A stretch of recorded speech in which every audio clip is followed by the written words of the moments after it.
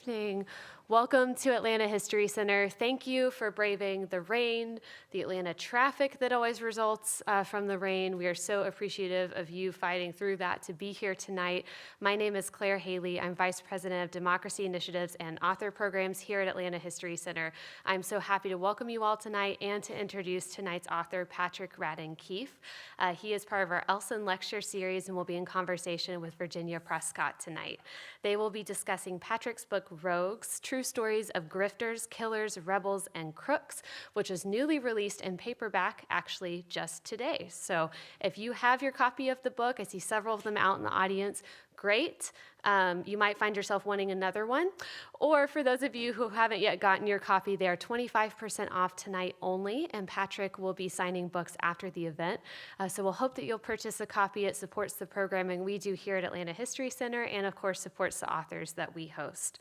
We'll also have some time for questions at the end of tonight's conversation. So if you do have a question, I'll be walking around with the mic, so just be on the lookout for that. Now, to briefly introduce tonight's guests, and then I will get out of the way so we can get into this great conversation.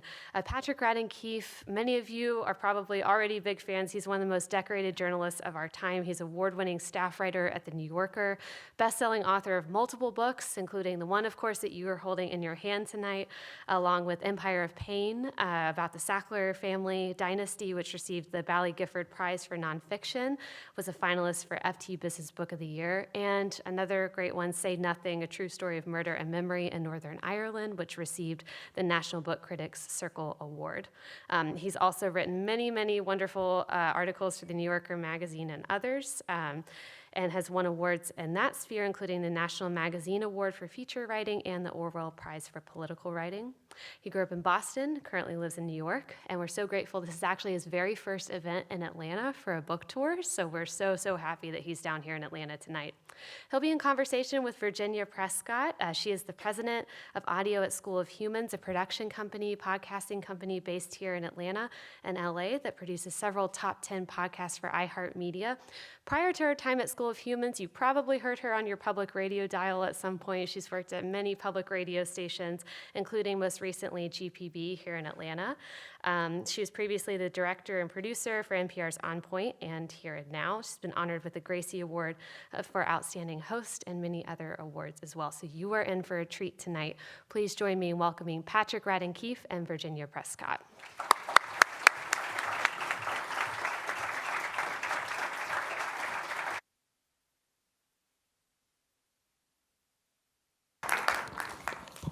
Okay, hello.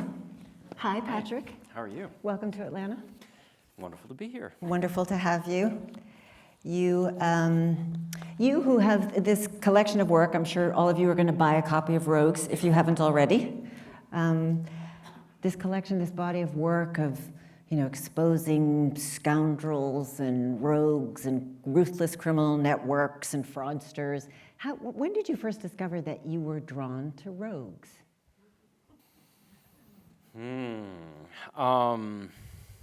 As I gather my thoughts to answer that question, I should say thank you for being here. Thank you all for coming out. I was told that a little bit of rain freaks people out in this town, so consider yourselves intrepid for making the trek. I don't know.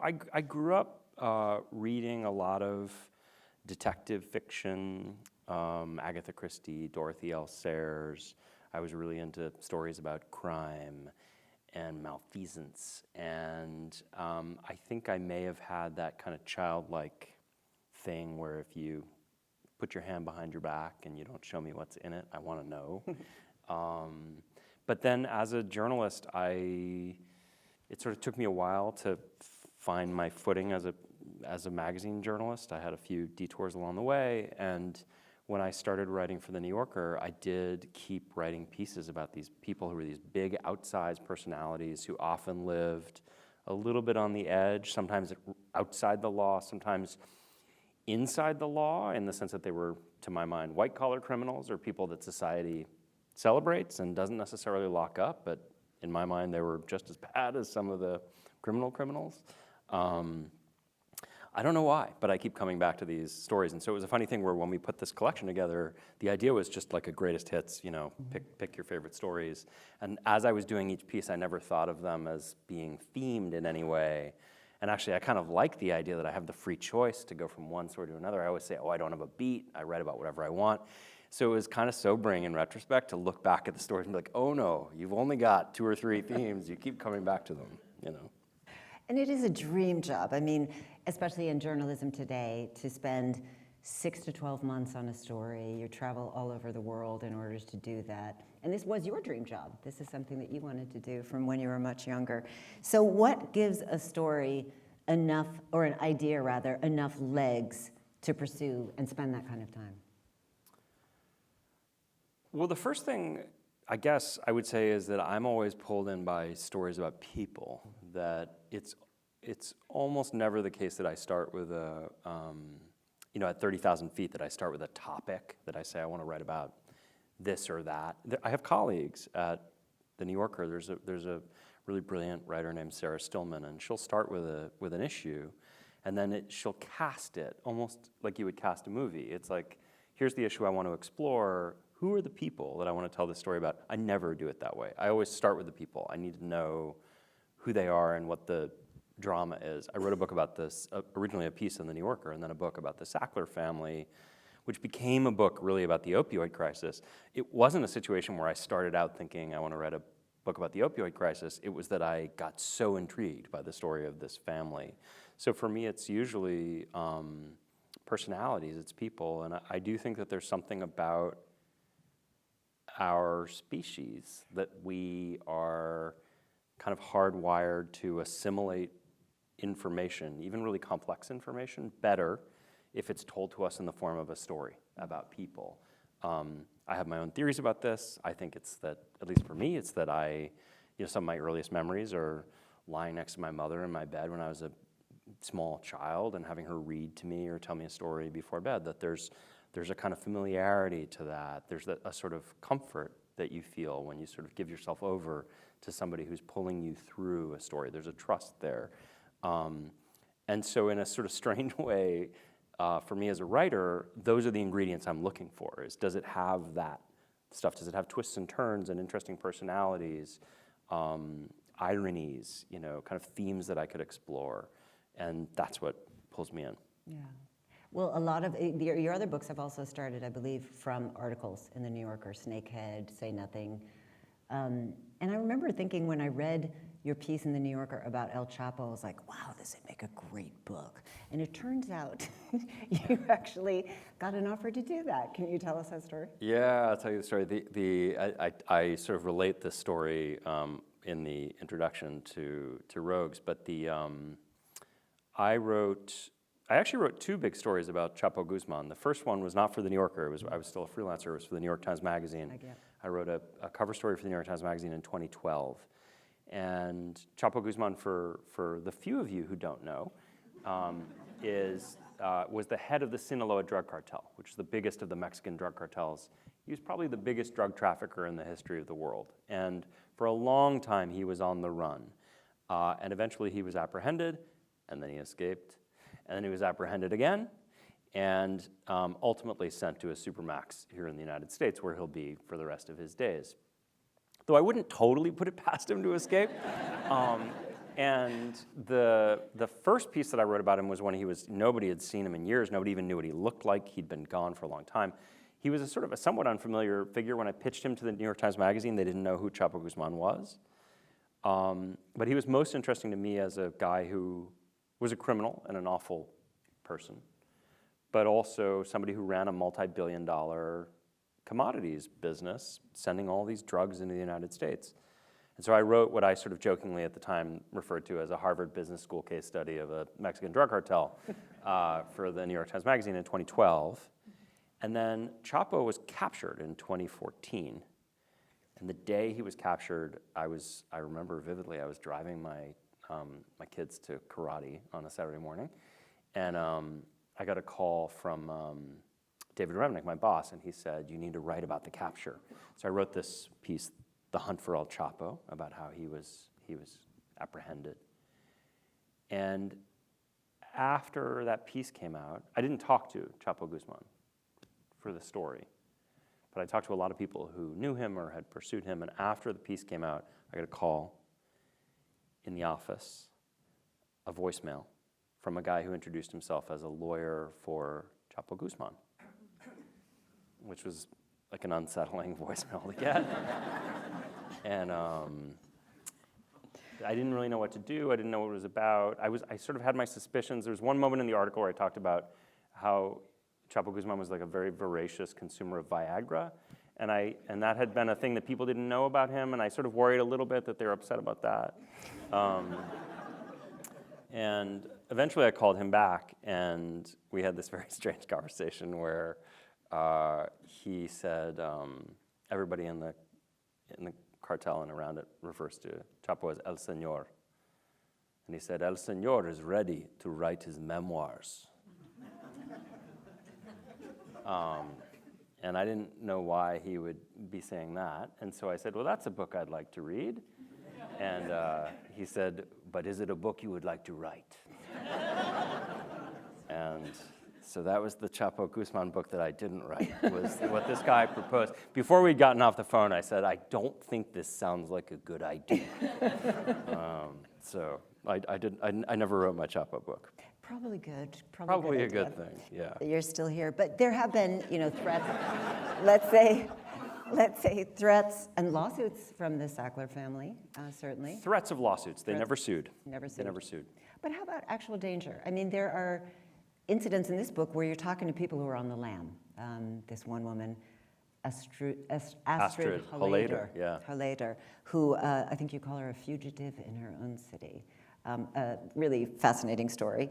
But you have to meet her, and there's an elaborate sort of changing cars and changing locations and that kind of thing. So do you ever feel in danger? Because you talk to some people who are sometimes whistleblowing, sometimes exposing some pretty powerful forces.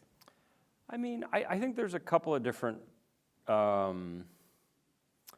elements to this. When you write about rich people behaving badly, which I often do, they threaten to sue you, and that's kind of baked in. And in the case of this, the Sacklers did it. When I wrote about Carl Icahn, he did it. Any number of people have done that. In terms of like bodily harm, I don't know. I don't like it when journalists describe themselves in terms that are too heroic or swashbuckling. And I actually have a pretty, I have a pretty low risk threshold. I don't. I have a wife. I have kids. My wife is. She's a lawyer, and she's like a little more. Her risk threshold is lower than mine, and there's a funny story from just a few months ago where I had gotten a tip about a story involving the Russian mafia. And as a general rule, my wife is like not crazy about the Russian mafia as a subject. But and somebody sent me all of these documents, and I printed them out on my printer at home. And we share a printer, my wife and I do. And one of the documents it was like a death threat that somebody had sent to some Russian person. And so it's all in Cyrillic. You can't even read it. But there was a photo of a dead body. It was like somebody had sent a text message to somebody saying, like, quit messing around in Cyrillic, or this will happen to you, photo of a dead body. And so I printed this out, and I printed all this other stuff out, and I left it on the printer tray. And I went into town to do some interviews, and I came home, and the documents had been taken off the printer tray, and they were on my desk. And that particular document was on the top, and somebody had written in magic marker, no. So like it's it's one of these things where I don't mean to sound too flip, but I'm pretty careful. And I should also say, in a place like Mexico, it's like I went to Mexico and I reported on the Sinaloa cartel. Mexico is an incredibly dangerous country to be a journalist in. Not if you're American. Like if you have a U.S. passport and you can go home. It's just not as dangerous for you. And so I feel like there'd be something a little distasteful about me. Do you know what I mean? Yes, Suggesting I that I had any. Yeah. Like that it's, you were the star of this. Yeah, at all. I mean, no, there's a whole genre of like war reporting where it's not, it's not that where the war reporter is kind of describing for you the terrible risks that they undertook, and it's not really my style. But you do take some big swings. You mentioned earlier that the right around, that many stories in this book are people you've never spoken to, but you speak to all of these people who know them. I think in the Jefferson bottles I counted more than a dozen people that you're quoting. So, and you must talk to far more before the story is actually edited down. But how do you make the case to somebody that you should speak to them? And I'm thinking like Mark Burnett, right? This is the paratrooper turned nanny turned TV producer of The Apprentice for 10 years, 14 seasons or something like that. Actively avoided speaking to the media post-Trump. And I just have to read you guys the quote. This is how Patrick Radden Keefe describes him. His chief legacy is to have cast a serially bankrupt carnival barker in the role of a man who might plausibly become the leader of the free world. So that's a burn, let's just say that much. But how do you say to him, like, I think you should speak to me, even though he doesn't speak to anyone else? Well, what I always say is so this concept of the right around, a lot of newspapers or magazines, if the idea is that you want to write a story about somebody and then they say, well, I'm not going to play ball, I don't want to talk to you, then often they'll just say, oh, well, okay, we'll take our toys and go home. Because it's very driven by access. And occasionally you do these write-arounds where you write around the person, and I often do these. So usually what I'll say is, listen, the train is leaving the station. Like, you can not get on the train, but you're not going to stop it from going. And I honestly think the smart ones, I'm actually being quite sincere when I talk to them, and it's like, if you know that there's going to be a 10,000 word piece coming out, do you really want me to just go off and tell the story on my own? I will, or would you like to take up as much real estate as you possibly can by giving me an interview? And in Burnett's case, he just stubbornly refused to talk to me, but he had these 2 ex-wives, in addition to a lot of other people who did. And so, in a weird way with somebody like Burnett, I would take the interviews with the 2 ex-wives over an interview with Burnett, because it's very often the case, particularly when you deal with somebody who's like a white-collar executive, a CEO type person, that when you do get the interview, it's like, all right, you're going to get 30 minutes, it's going to be in a conference room, there's going to be a lawyer sitting next to him and 3 PR people, there's going to be ground rules, it's going to be mostly off the record, there's all these things you can't ask about. And I think what frustrates me as a consumer of media is when you read a profile of a CEO in the newspaper, they don't tell you that there's all this horse trading that's gone on in order to get that interview. So to me, it's what you're reading is a little closer to PR than it is to real journalism.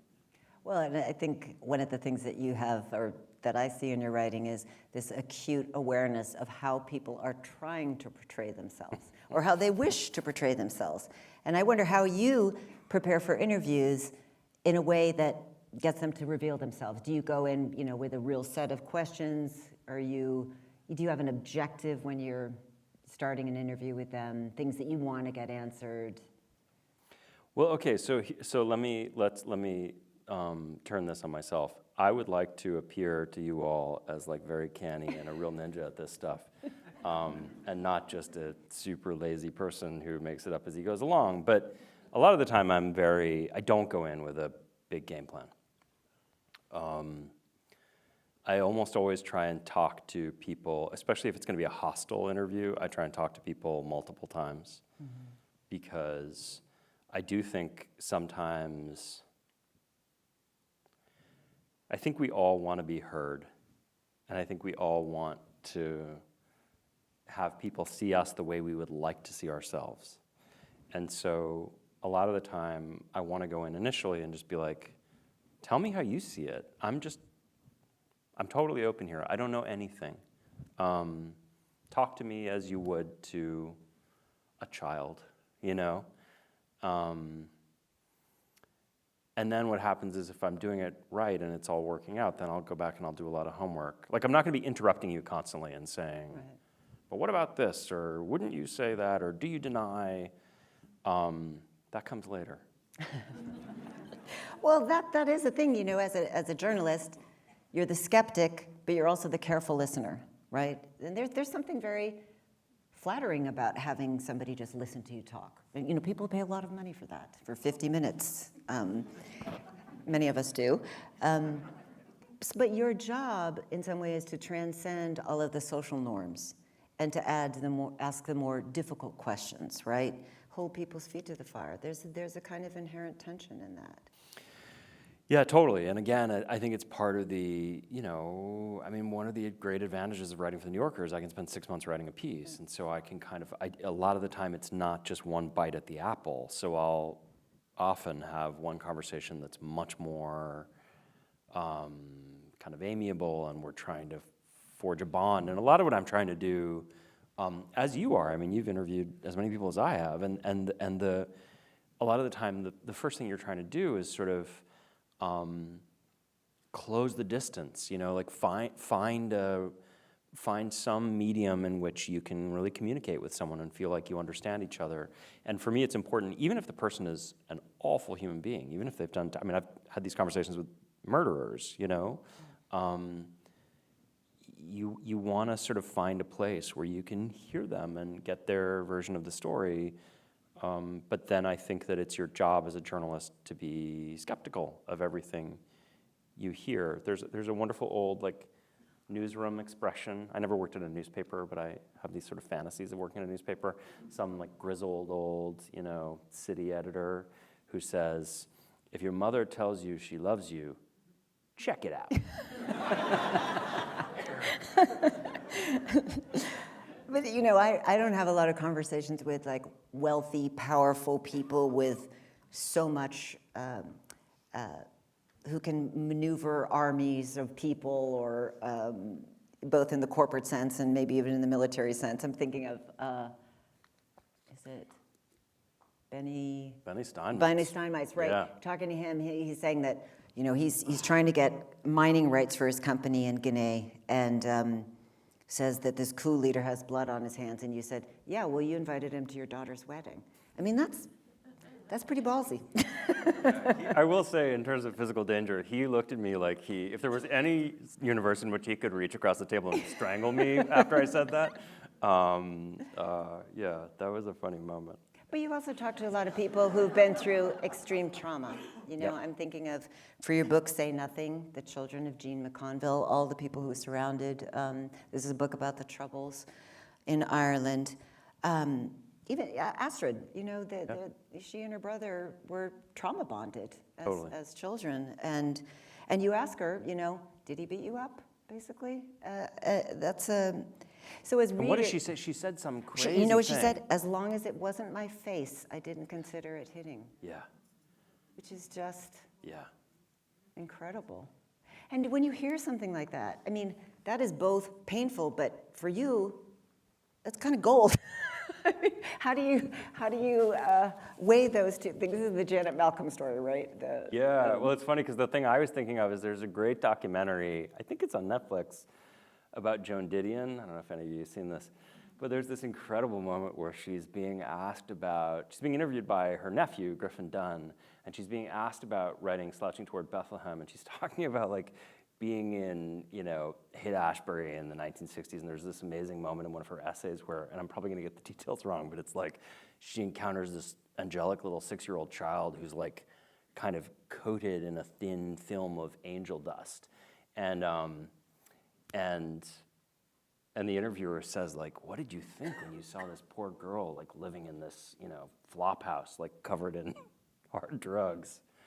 And you go to Joan Didion, and she's like, well, I thought, this is gold. And there's a little bit of that, yeah, where you have the two parts of your brain, this sort of reptile journalist part that is yes, this is why I do what I do. And then the human part, right, where you realize that it's awful. I mean, there was a moment in my book, Say Nothing, which is about a murder that happened in 1972 of a woman named Jean McConville. There's a moment when I was 4 years into that project, 3 years into that project, where I figured out who killed her in 1972. And I was all by myself at home. Well, my dog was with me. But, and I figured it out, and I started like hollering and whooping. My dog thought the house was on fire. But then, of course, it hits you, and then it's like, oh my God, I have to tell the orphaned children of this woman that I figured out who killed their mom. You know, it is the two parts of your brain. The part of me that was a reporter, I knew. I was like, this is an amazing ending. But then it's like you rack focus and you see the real human beings, and you know, it's more sobering. How did you figure it out? It's super complicated, and I don't want to ruin it for those of you who haven't read the book, but basically it was this bizarre thing where early in my reporting, somebody had given me, if you can imagine, like somebody gave me a lock, and they were like, I know who the murderer was, and here's this weird specific fact pattern, and you're never going to figure it out. And then very, very late, and I just tucked it away in my back pocket, and I thought, I'll never figure it out. They said, like, the person who was the killer was X and Y and Z. And then very, very late in the reporting, I was rereading for the third time an interview that that Dolores Price, my main character, had given before she died. And at a certain point in the interview, she was describing somebody else, and she was like, X, Y, Z. And I suddenly realized that was the key. That was the only key that could fit the lock. And it was a very strange experience. Yeah. For you and your dog. For me and my dog. Yeah. But you do, I think, as readers, we're in some ways witnesses to that pain. You know, but you're in the room, and you're holding it. And I was just wondering about this discomfort, because there's a point when you're talking to Amy Bishop's parents. You guys will read the essay if you haven't, or the story rather if you haven't. And you know, you're so forthright in all of your questions, right? And you have been throughout the collection that we're reading. And at one point, you just can't take their discomfort. And that was the only time I saw you do that. So what does it take to get you to sort of look away from what you're listening to? Well, I mean, in this case, just for those of you who haven't read the story, in 2010 at the University of Alabama, there was a mass shooting by a woman named Amy Bishop. And you know, I don't need to tell you that mass shootings happen basically every day now, so that part wasn't novel. But she was a woman, and that's quite unusual. And she shot 6 of her colleagues, killing 3 of them. She was a professor of biology. And after the shooting, the cops in Huntsville, Alabama, got a call from a police chief in Braintree, Massachusetts, which, as it happens, is just a few miles from where I grew up. And he said, hey, I thought you'd want to know that woman that you have in custody, back in 1986, she shot and killed her younger brother with a shotgun. And it emerged that when she was in college and her brother was a teenager, she had, in the kitchen of the family home, she had shot him point blank with a shotgun. And there was only one witness to that event. It was their mother, Judy. And she only had 2 kids. And she walked into the kitchen and she saw her daughter shoot her son. And when the cops came to the door, Judy said, I saw the whole thing. It was an accident. And so the question that started that piece was there a kind of act of denial that happened back in the 80s that meant that this woman, Amy Bishop, was like, she never was charged, she never was investigated, she never saw a psychiatrist, there was never anything in her permanent record, and years later she shoots all these colleagues. And for that piece, I interviewed Amy Bishop, who was in prison.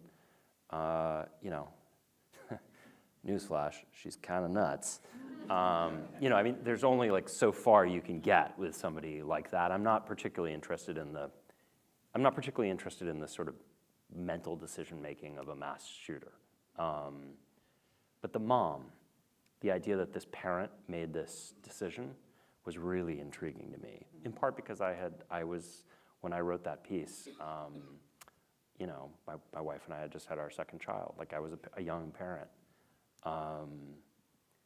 And so I spent a lot of time with the Bishop parents, and yeah, it was brutal. I mean, that was like an awful, in terms of because your instincts as a human being are, I think, to feel a great deal of empathy and compassion. Whatever you think of Amy Bishop, like for her parents to lose one child and then to have the other child do this awful thing. But my instincts as a reporter are somewhat different, and they were very deep in denial, and I knew that I would have to kind of expose that in the piece. And so I did, in that piece, I describe looking away, like I just couldn't, and the moment I was looking away was Judy Bishop like looking at me and being like, my version of the story is right, I'm the mother, I was there, like how can you do this?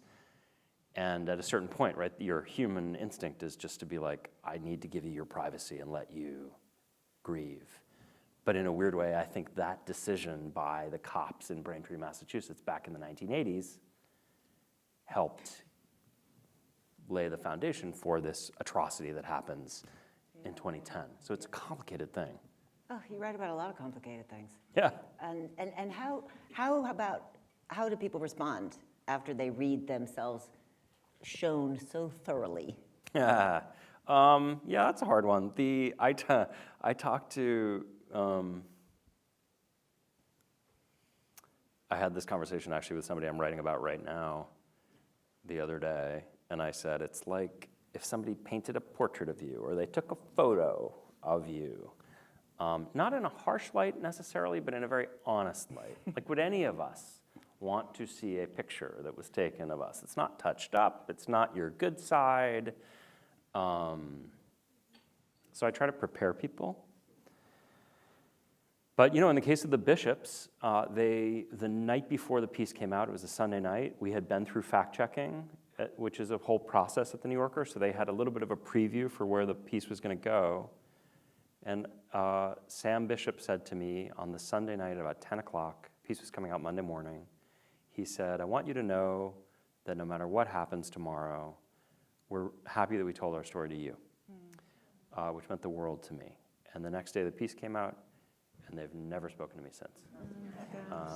And I should say, I would not change a word of that piece. Yeah. But this is where you end up, I think kind of emotionally conflicted sometimes. Yeah.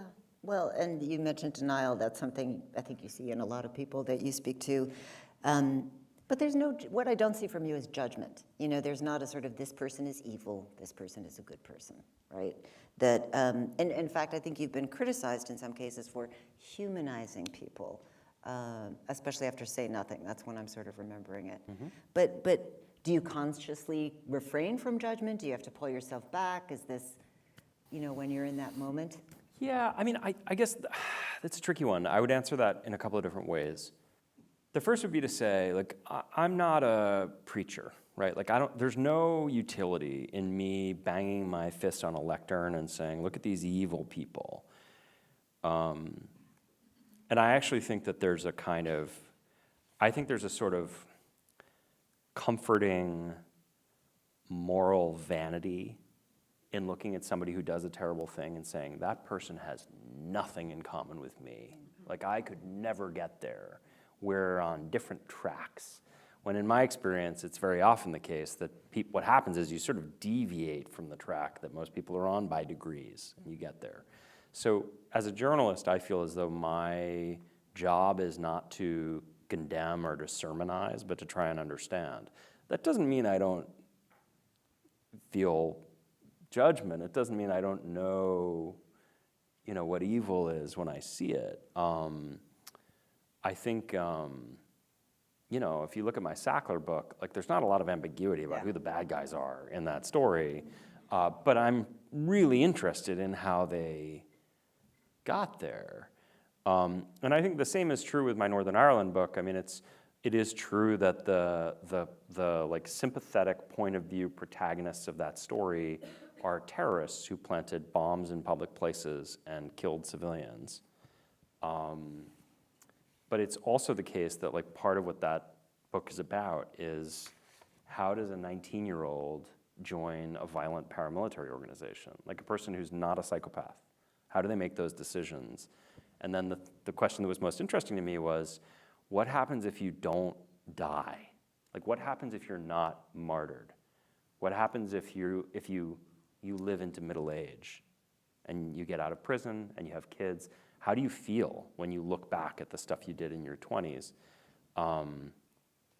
So to me, that's not a book that justifies what happened. It's more that I'm just interested in how people got there. And that's as true with Chapo Guzman as it is with the people in the IRA, as it is with the Sacklers. I think the service that I can provide is to look honestly at something and try and sort of figure out, like, how did they get to that point? You're making me think of Judy Clark, another person who you do a profile of her.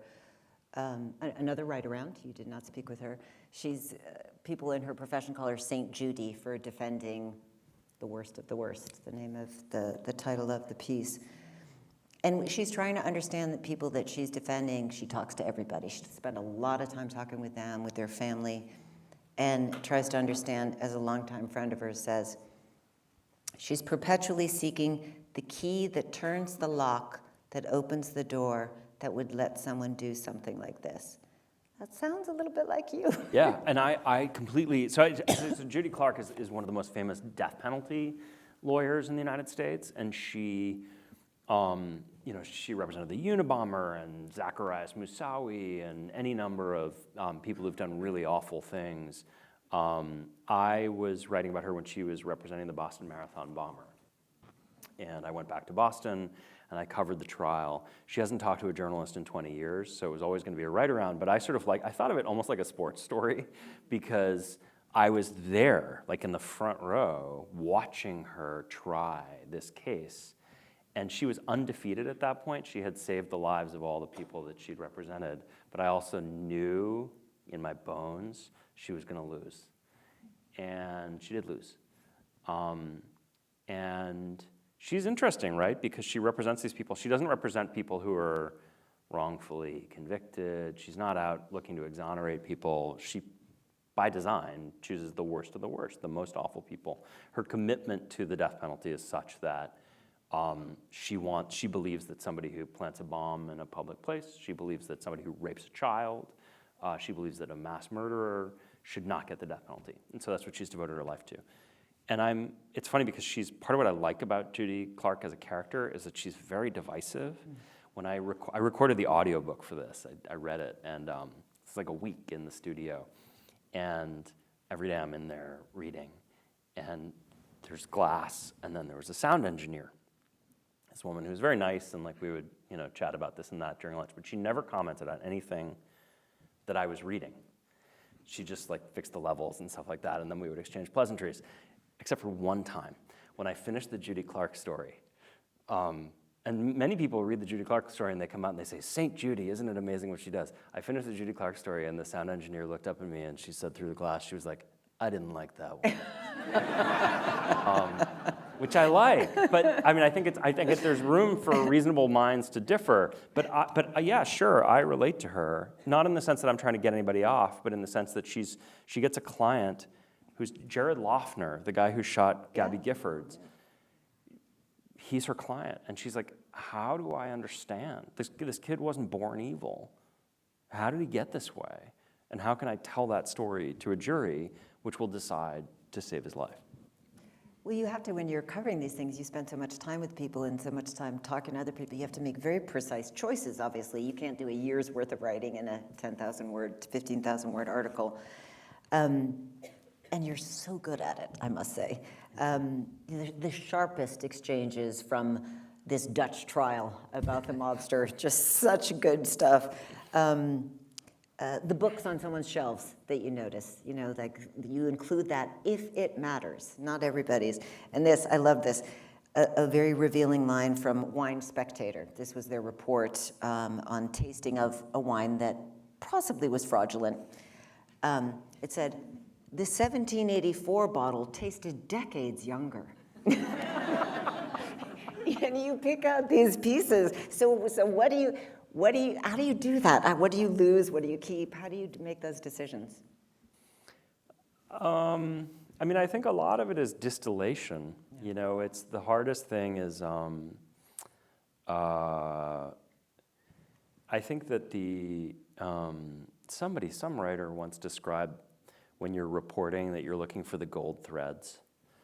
And a lot of the time, it's really low yield work. You're just doing all of this, you know, I'm gonna horribly mix my metaphors, spade work. How would you find gold threads if you're doing spade work?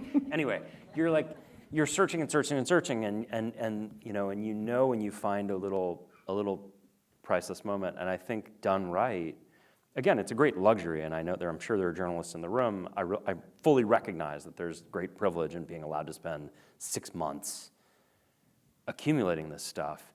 But I think done right, you distill the piece down to a point where, you know, it's like it's mostly those gold threads. It's like one great detail after another, and that's a slow process. I mean, I'm almost embarrassed to tell you this, but I'm working on this piece right now, and it's like a vomit draft. It's like my first sort of rough, here's all the things that I think are gonna be in this piece. It's 50,000 words right now, and you know, it's gonna come down to 10, right? So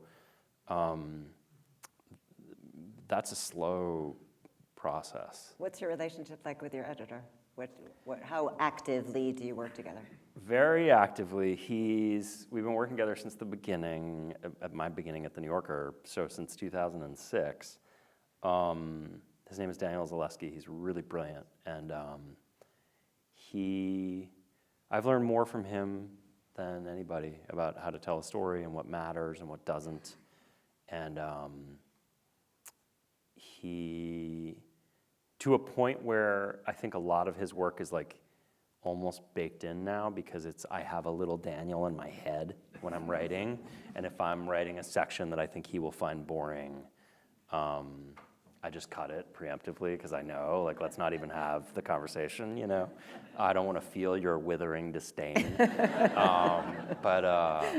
So no, I'm very, there's a great, we had a wonderful colleague at The New Yorker, John Bennett, who was a longtime editor at The New Yorker, a really remarkable guy.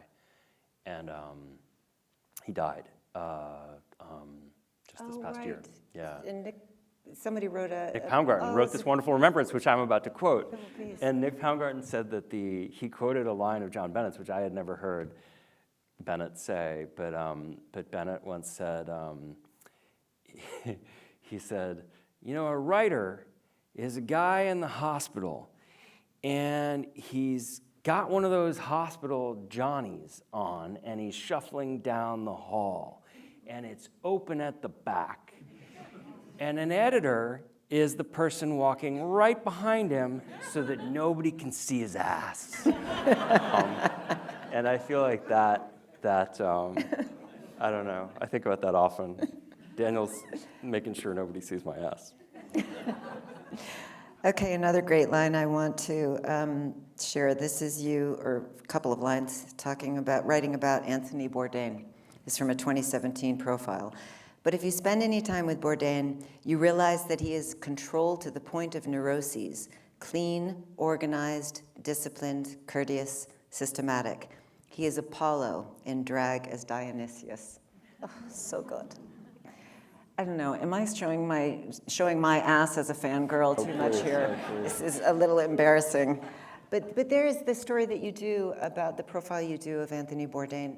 It is so poignant to read it, you know, after, you know, this was in 2017.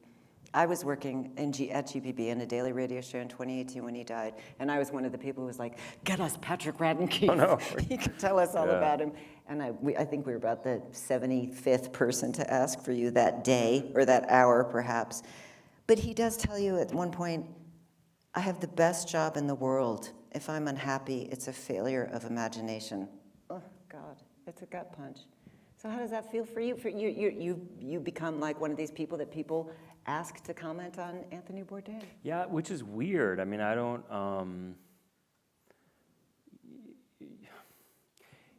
It's funny, so I had written a string of, I don't think they're actually depressing pieces, and if you read the book, I don't think you will find them that way, but I'd written the piece about the Boston Marathon bombing, I'd written this piece about the Lockerbie bombing, this guy Ken Dornstein, which is also in Rogues, who basically solved the Lockerbie bomb. His brother was on the plane, and he spent the next 25 years trying to figure out who made the bomb. And I'd written the piece that became Say Nothing, which was about like war crimes and the troubles in Northern Ireland and like exhuming bodies. I mean, it was as grim as it could possibly get. And I think they were just a bit worried about my general mental health. And they asked, what would be fun? And I said, I want to travel with Anthony Bourdain. And I spent a year writing that piece, which is maybe more than was strictly speaking required. But we had a lot of great meals and had a lot of fun. And we became friends, sort of. But it did feel weird when he died. And even now, occasionally people will come for like comment about Bourdain, and it's just because I don't know. I mean, we stayed in touch, like we stayed friendly. There was a wonderful night where he and my wife and I closed down a bar outside Union Square. But he was in a dark place. I knew that. It comes through in the piece. There's a point halfway through when I was working on the piece, I called Daniel, my editor in New York, and I said, this is a little weird. This was supposed to be like us eating crazy food and going to fun places, and this guy's in a dark place in his life. But I think actually that quote that you read is illustrative. Depression's, I think like real clinical depression is an awful thing. I'm sure many people in this room have encountered it, either yourselves or in people you know or love. And I think in Tony's case, it was like exacerbated by the fact that he was living what by all appearances was a fantasy life. He was living this amazing life. He was this aspirational figure for so many people. And I think it almost made it worse to be traveling around the world first class and eating great food and meeting interesting people, and you're this total rock star, and you're miserable. And it sort of makes it worse that you're like, why can't I enjoy this? And I do think that was one of the things he was sort of wrestling with as I was working on the piece, which is not to say I had any inkling of how bad it was or where it was going to go, but yeah.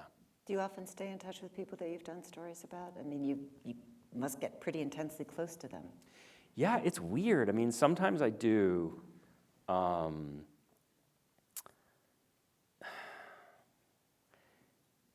What's the best way of putting this? I don't want to cause offense. There are certain journalists who write about people that they admire and I think want to become friends with, and then they become friends with them. And there's a little part of me that's skeptical of that.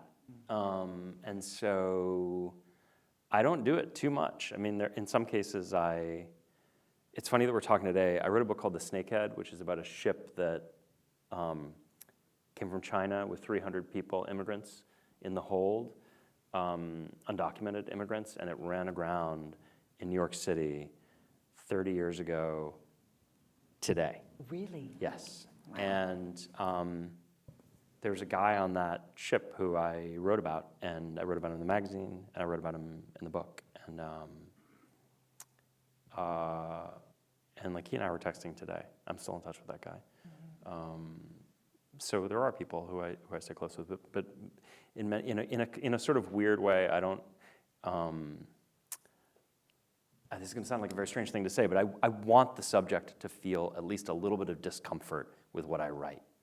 If they felt like, if I wrote something and somebody said, oh yeah, absolutely, you captured me just the way I see myself, I would feel as though I hadn't done my job. Mm. Yeah, I see. Let's open it up to questions. And please do make them questions. That would be helpful. We're passing the mic around. Claire's got the mic for you. Yeah, while she's getting the mic ready. Like Ken Dornstein, who is the guy whose brother was killed in the Lockerbie bombing. He's really driven, really kind of obsessive about this. But it's interesting, when you're speaking to a law enforcement officer, I think he's with the DEA, I can't remember exactly, but why would he be DA? He's a law enforcement person. And he says, you know, you journalists can do a lot of things that we can't in law enforcement, right? You have a lot of latitude. And Ken has a lot of latitude because he's also a filmmaker. He's, you know, chronicling his story. But you also get a 360-degree view that Ken doesn't have because he's got this kind of singular vision.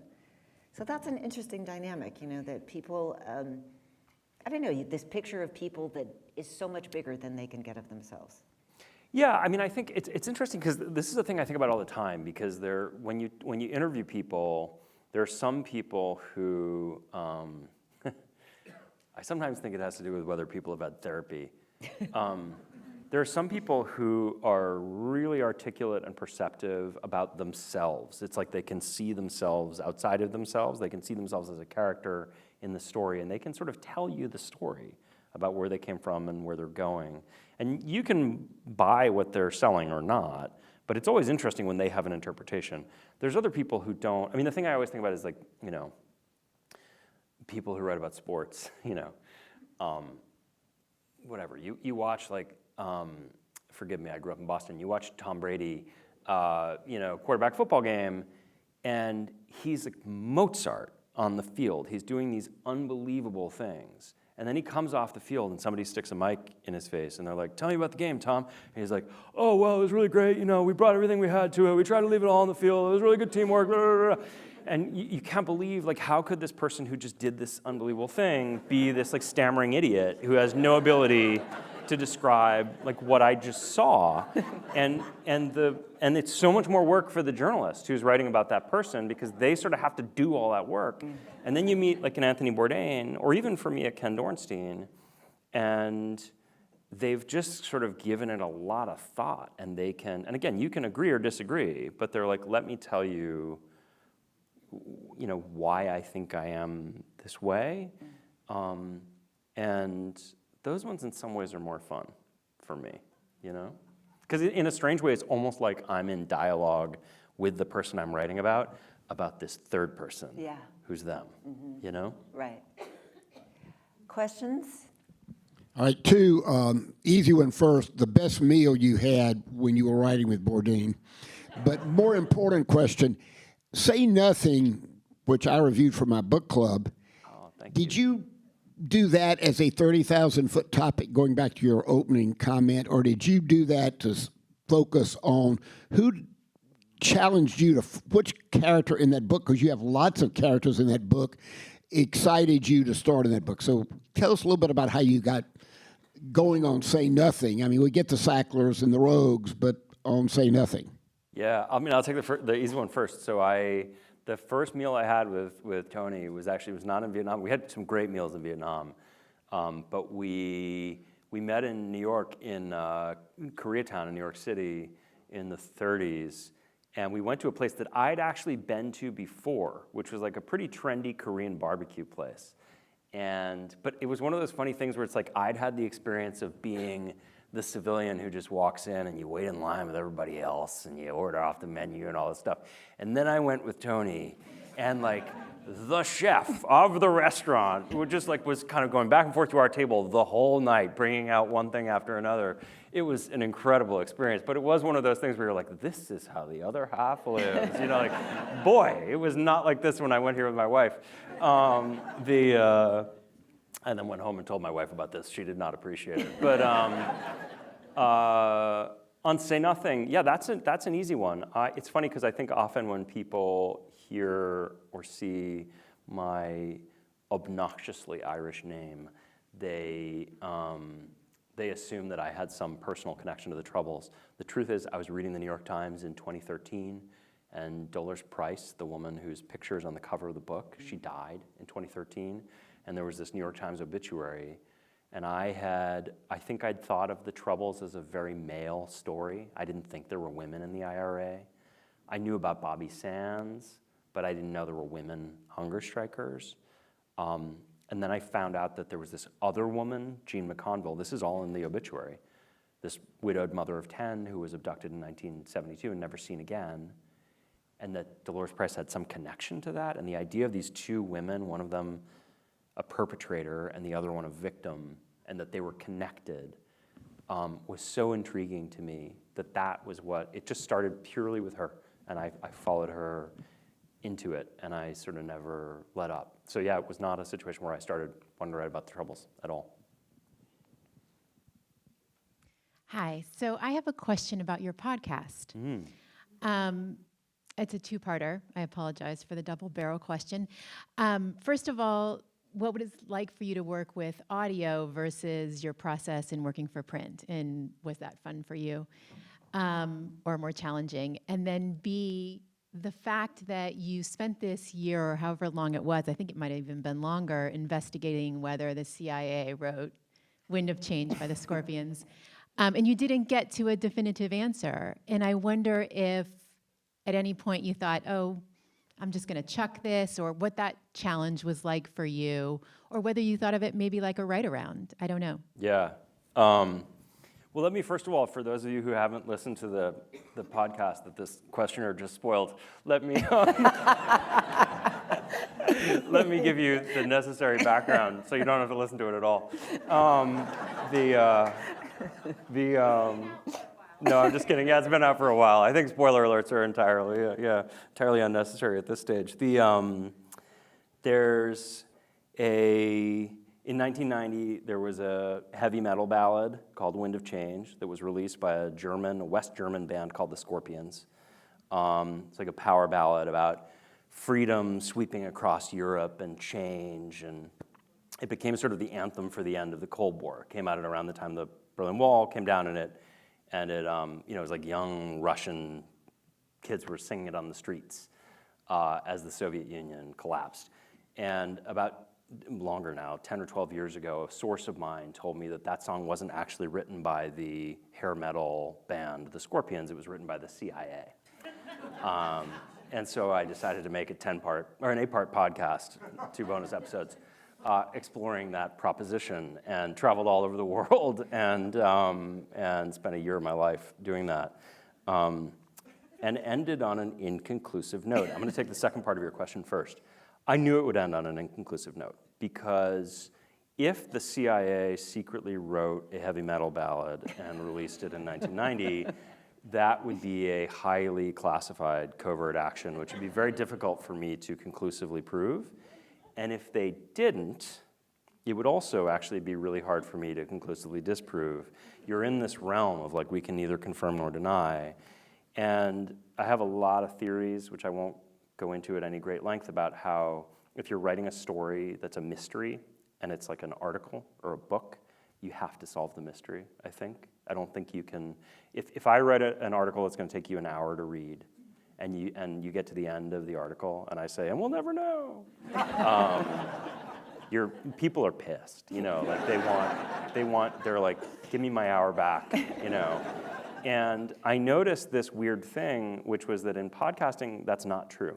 In podcasting, I think in part because the world of podcasting of the sort we're talking about started with Serial, and Serial was one where it's 13 episodes, and you get to the end, and they say, and we'll never know. I think that and I also think it's because you can listen to a podcast and do the dishes, or walk your dog, or drive to work, so that in a sort of strange way, the demands that you place on the podcast are lower. And so all of that made me feel like this is probably a fun way to do it, plus music.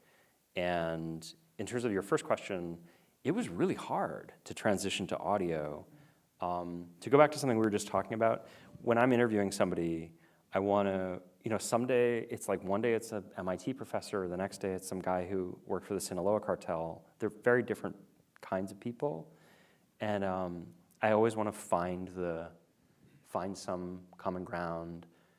I want to like eliminate discomfort as much as I can, and make the person feel comfortable, and ease them into talking to me. And what's weird is, what that means in practice is that, like, if you and I were having a conversation and I asked you a question and it made you uncomfortable, and I have enough like emotional intelligence to see the discomfort on your face, and you hesitate, I'm going to sort of rush in to fill that silence, because I don't want the awkward silence, because I don't want it to feel awkward, because I want you to feel better, because I want you to answer the question, right? In audio, you can't do that. And so it was this thing where when I was starting to do my interviews, I would ask a question and somebody would kind of get uncomfortable and go silent.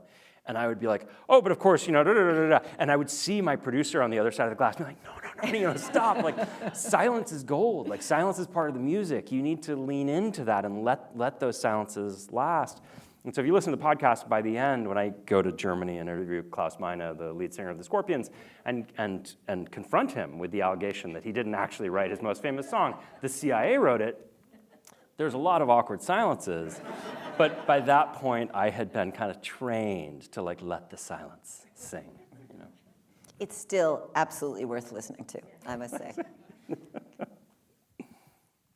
Yes, with going back to the say nothing, the Brexit, how that has affected the troubles based on what your research has shown and how that has occurred lately, and it looks like the tension has come back because of that. That's one question. And then the second one was, if I remember right, at least I had it in my mind that the troubles, the Catholics that want to be part of Ireland and the Protestants want to be part of England, that neither really Ireland's not excited about having them, and neither is England, and that they're fighting all this, but where they want to get to is not necessarily interested in having them. I wanted to see if you could talk about that a second. Everybody's got two-part questions. It's like a two for one sale on questions tonight.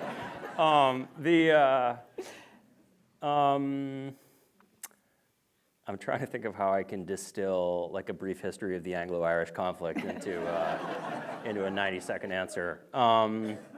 So the Troubles was this 3-decade, for those of you who haven't read Say Nothing or may not be familiar, it was a 3-decade conflict over basically this line that's drawn where you have 6 counties in Northern Ireland that are still part of the United Kingdom, and then 26 counties in the south that are part of the Republic of Ireland. And it didn't perfectly map onto Protestant and Catholic, but basically you had a lot of people in the north who wanted to reunify Ireland, and a lot of other people who wanted to stay part of the UK. And eventually, 1998, you get this amazing peace agreement. We just had the 25th anniversary of the Good Friday Agreement. And this other thing happens, which is the EU. And so this kind of amazing thing happens where Northern Ireland remains part of the UK. But if you live in Northern Ireland, you can kind of have it both ways. You can have an Irish passport, you can have an English or a British passport. The border is taken away. There's all this cross-border traffic. The economy kind of knits together. And in a weird way, this ends this terrible conflict that nobody thought could end. Then Brexit comes along. And they're like, what if we redrew the line? What would happen then? Colossally stupid in terms of the degree to which they just sort of forgot about Northern Ireland and this conflict. And initially, I thought that what was going to happen was they were going to redraw the border, and the nationalists, people who want to reunify, would react badly to that. But instead what they did is rather than redrawing the border across the land, they basically drew the border in the Irish Sea between Mother England and Scotland and the island of Ireland. And so the Unionists, the people who want to stay part of the UK, were very upset because they felt like now we're going to get subsumed into Ireland. Basically what they did was you had this kind of constructive ambiguity where if you lived there, you didn't have to choose. And they were like, no, you got to choose. You got to choose. Do you want to be part of the UK or do you want to be part of Europe? And I think in the fullness of time, people are going to choose Europe. I think that Brexit will be what achieves the unification of Ireland in a way that 3 decades of violence did not. You're absolutely right that I think from over here, certainly for me growing up in Boston, I always thought, oh, all the Catholics in Ireland want to reunify and all the Protestants don't. And it's much more complicated. And when you get there, if you go to the Republic of Ireland, it's a little like if you imagine talking to West Germans, on the eve of the wall coming down. They're like, oh God, we're going to be flooded with these crazy people and all their problems, So there's a lot of ambivalence, I think, on both sides. But near term, I don't think you should trust anybody who makes predictions about Brexit because nobody knows near term what's going to happen. Long term, I'm pretty comfortable saying to you, I think in my lifetime, I think it'll be very messy, but I think in my lifetime, you'll see the unification of Ireland. Assuming I live a while. Hi. So you've interviewed incredible people. Is there anybody past or present that you wish you could have interviewed or currently want to interview without giving away anything about future books? Any of my trade secrets? Yeah. Oh, man. I mean, there's lots of people. There's lots and lots of people. I'm trying to think of a good recent example. There's certain people that I probably wouldn't profile without talking to them. I've always been very interested in the director Steven Soderbergh, who doesn't want to be profiled, or at least not by me. And he's somebody I've always kind of watched, and every few years I'm like, hey, would you be up for this? And he says, no. Eventually I'll do a write around just to spite him. But so there's one. There are people I've written about, right? Like there are some of the Sacklers that I would have loved to talk to if I'd had the chance. I think it could have been interesting to talk to Jerry Adams for Say Nothing. So, I keep hope alive. One more question, and I think you only get one rather than two. I'll go this way. I can just ask, but how do you? We want it to be recorded. Two parts. How do you? I mean, everybody else did. It wouldn't be. It's only fair. How do you write a good lead, and how do I write a good lead?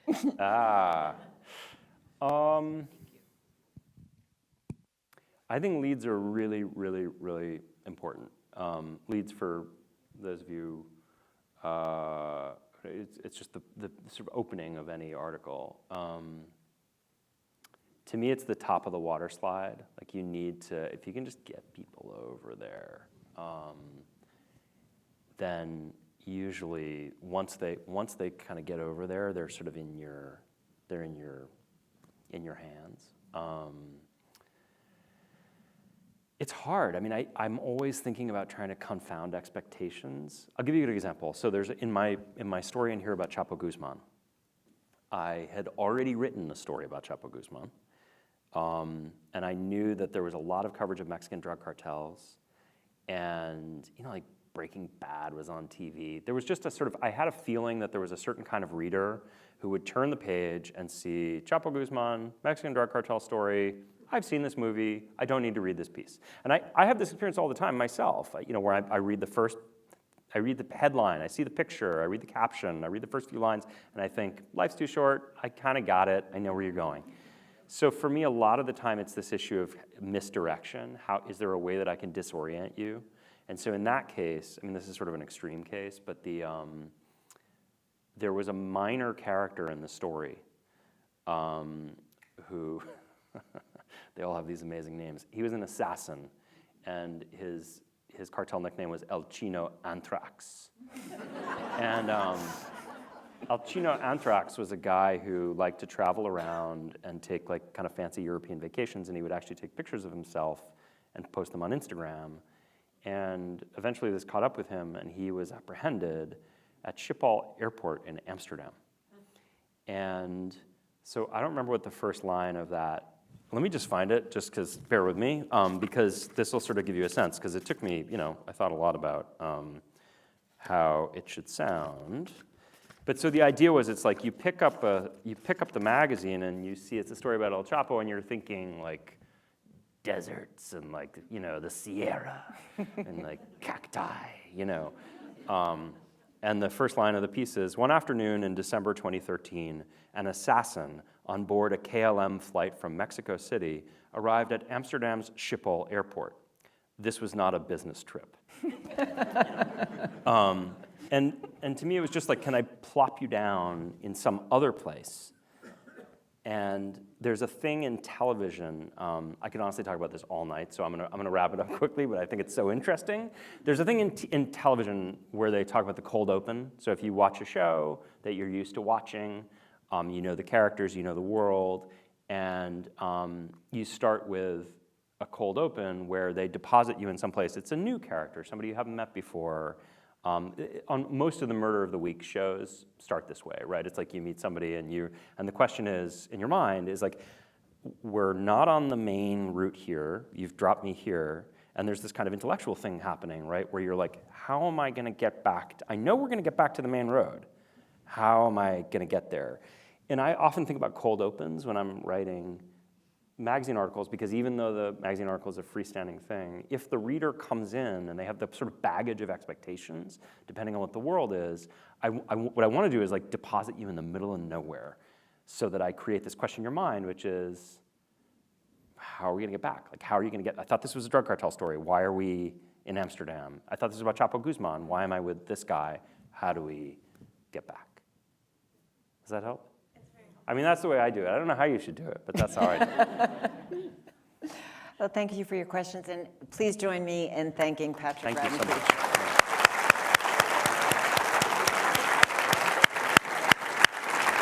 Hi. You're good at Oh, this. thank you. Are we signing up?